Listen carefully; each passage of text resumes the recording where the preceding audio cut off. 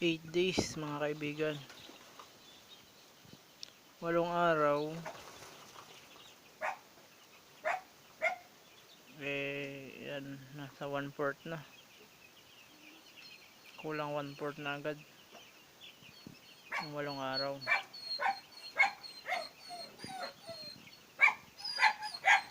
Ayan.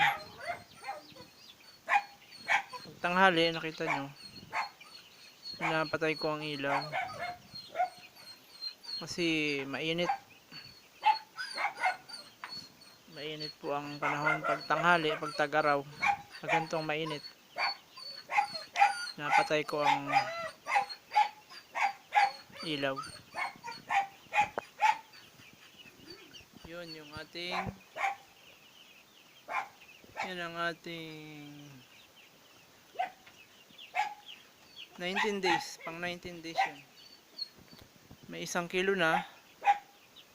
Yan, may 1 kilo na dyan.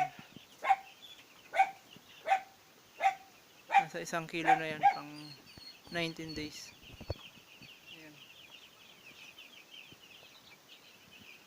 Ito yung 1 week natin.